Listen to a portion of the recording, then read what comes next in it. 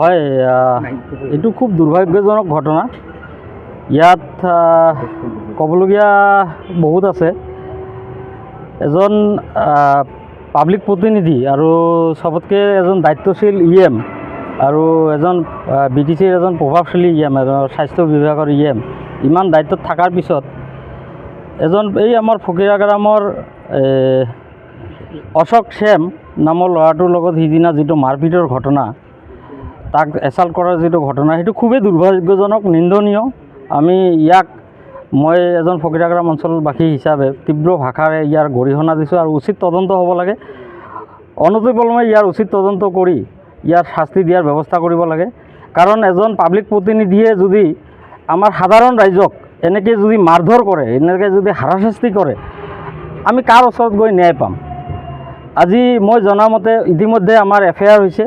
ইয়াৰ উচিত ইমিডিয়েট তদন্তৰ ব্যৱস্থা কৰি আইনৰ আওতাত আনি এইটো মানে সমাধানৰ সূত্ৰ এটা ওলাব লাগে বুলি মই দাবী জনাইছোঁ। ইতিমধ্যে আপোনালোকে জানে আমাৰ ফকীৰাগ্ৰামৰ EMজনে সব ক্ষেত্ৰতে বিতৰ্কৰ আঁৰত থাকে, বিতৰ্ক কৰি ভাল পায়।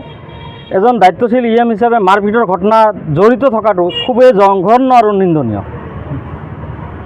7 নম্বৰ সমষ্টিৰ চম্পক EM হিচাপত আমি তাক জানো, কিন্তু আজি বহুদিনৰ পৰা যিবিলাক তাৰ কাৰ্যকীৰ্তিবিলাক আমি জানি পাই আমি বহুত দুখিত আৰু নিন্দনীয়। তাৰ এজন ৰাইজৰ জনপ্ৰতিনিধি হৈ সি যি বিতৰ্কৰ মাজত থাকে, আমি তাক ধিক্কাৰ জনাইছোঁ যে এজন প্ৰতিনিধি হৈ যে মানুহক যে বিতৰ্কৰ মাজত সকলো সময়তে সি থাকে। কিছুদিন আগত আমি গম পালোঁ যে মাৰাথন দৌৰৰ নামতে এটা ঘটনা কৰিলে। এইটো আমি আমাৰ যুৱ স্বামীসকলে বিভিন্ন ঠাইৰ পৰা আহি একেবাৰে যি উচিত যিটো পাব লাগিছিল একেবাৰে পোৱা নাই, এইটো লৈ এটা বিতৰ্ক হৈ গ'ল, গণ্ডগোল এটা হ'ল। মাজতে আমি এটা ঘটনা শুনিবলৈ পালোঁ যে তাৰ মাজত এটা 17 বছৰীয়া ছোৱালীক লৈ যি ফেচবুক, ইলেক্ট্ৰিক মিডিয়া, পেপাৰ পত্ৰিকাক আমি যিবিলাক পাইছোঁ, এজন ৰাইজৰ জনপ্ৰতিনিধি হৈ এইবিলাক কামত জড়িত থাকে, এই ৰাইজৰ কি কাম কৰিব? আমি প্ৰথমে তাক এইটো কুৱেশ্যন কৰিব বিচাৰিছোঁ যে এজন ৰাইজৰ জনপ্ৰতিনিধি, সেই ৰাইজৰ উন্নতি কৰিব, ডেভেলপ কৰিব, কিন্তু তথাপি সেই নাৰী কেলেংকাৰীৰ লগত সি জড়িত থাকে বুলি আমি ইতিমধ্যে গম পাইছোঁ। তাৰ নেচাৰটো তেনেকুৱাই। গতিকে এনেকুৱা প্ৰতিনিধিক আমি বিচৰা নাই, এনেকুৱা প্ৰতিনিধিক আমি ধিক্কাৰ জনাইছোঁ। আৰু আমি অসমৰ মাননীয় মুখ্যমন্ত্ৰী আৰু BJPৰ সভাপতিক আমি অনুৰোধ কৰিব বিচাৰিছোঁ, অনতিপলমে তেওঁৰ যিবিলাক ঘটনা ইতিমধ্যে কৰি আছে, এইবিলাক মুখ্যমন্ত্ৰী চাহাবে একেতৰ তদন্তৰ আওতাত আনি ইয়াৰ যি বিধি ব্যৱস্থা কৰিবলৈ।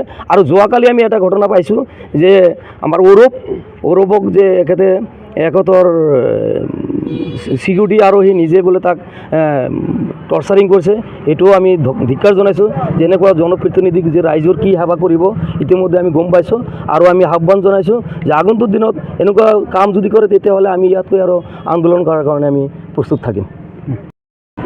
এটা কথাই ক'ব বিচাৰিছোঁ, আমি ইমান দিনলৈ ফকীৰাগ্ৰামত আছোঁ, মোৰ জন্মই ফকীৰাগ্ৰামত হৈছে। এনেকুৱা মানুহ আজিলৈকে মই দেখা নাই যে ইমান এটা ডাঙৰ পোষ্টত থাকি এনেকুৱা বিহেভিয়াৰ কৰে। আমাৰ ফকীৰাগ্ৰামৰ বাসিন্দা হিচাপে আমাৰ নিজকে লজ্জা লাগি আছে। আজি সাংবাদিক ভাইসকলক আমি এইটোৱে ক'ম, এইটোৰ কাৰণে আপোনালোকে যেনেকৈ ব্যৱস্থা লৈছে আপোনাক আমি ধন্যবাদ জনাই আছোঁ। আৰু এইটোত তদন্ত কৰি তাৰ হাৰাশাস্তি যিটোৱে হয় এইটো হ'ব লাগে। আৰু আচলতে কথাটো হৈছে, নপোৱা মানুহ যদি এটা ডাঙৰ বস্তু পাই যায়, তেতিয়া কি ভাবি আছে ময়ে গম পোৱা নাই। ফকীৰাগ্ৰামৰ বাসী হিচাপে আমি আজিলৈকে এনেকুৱা দেখা নাই যে আমাৰ কি ক'ম, আজি ভাষাটোৱে ক'বলৈ আমাৰ অলপ টান লাগি আছে। আৰু দ্বিতীয়তে কথা হ'ল যে কিছুদিন আগতে আৰু এটা ঘটনা দেখিলোঁ, তাৰ ঘটনাৰ পিছত ঘটনা হৈ আছে। আমি আমাৰ মুখ্যমন্ত্ৰী আৰু আমাৰ ইয়াত BJPৰ যি কৰ্মকৰ্তা আছে তেখেতক আমি আজি অনুৰোধ কৰি আছোঁ, তাৰ যি পদটো আছে সবাৰ আগত এইটো বাদ দি তাৰপিছত তাক তদন্তত আনি তদন্ত কৰাটো মই বিচাৰি আছোঁ ফকীৰাগ্ৰামবাসী হিচাপে।